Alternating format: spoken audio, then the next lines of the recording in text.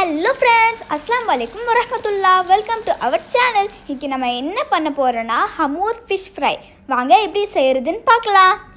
First Hamour fishல skin and bone எடுத்துட்டு இந்த சைஸ்ல கட் பண்ணி எடுத்துக்கோங்க. Next மிக்ஸி ஜார் எடுத்து ஒரு 5-6 பல் பூண்டு, 2 பச்சை மிளகாய், 2 teaspoon lemon juice and 2 teaspoon oil.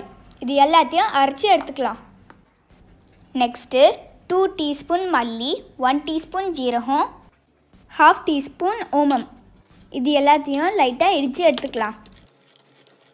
Next ஃபிஷ்ஷில் அரைச்சி வச்ச பேஸ்ட், இடித்து வச்ச பவுடர், 1 teaspoon சில்லி ஃப்ளேக்ஸ், தேவையான அளவு உப்பு, 1/2 teaspoon மல்லித்தூள் அண்ட் லாஸ்ட்டாக கலருக்காக 1/2 teaspoon காஷ்மீரி சில்லி பவுடர்.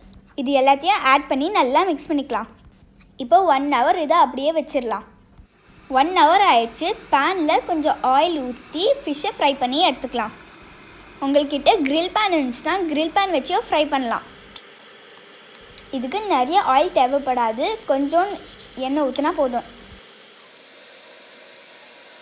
இந்த ஹமூர் ஃபிஷ்ஷை ரொம்ப நேரம் ஃப்ரை பண்ண தேவையில்லை, சீக்கிரமாக குக் ஆயிரும்.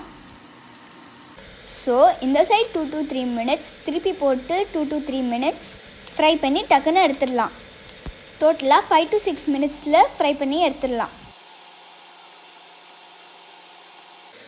அவ்வளோதான், ஃப்ரை ஆகிடுச்சு. இப்போ இதை எடுத்துடலாம். இந்த டேஸ்ட் டிஃப்ரெண்ட்டாக இருக்கும், கண்டிப்பாக ட்ரை பண்ணி பாருங்கள். இந்த வீடியோ உங்களுக்கு பிடிச்சிருந்துச்சுன்னா லைக் பண்ணுங்கள், ஷேர் பண்ணுங்கள், கமெண்ட் பண்ணுங்கள் அண்ட் மறக்காமல் சேனலுக்கு சப்ஸ்கிரைப் பண்ணிடுங்க. பாய்.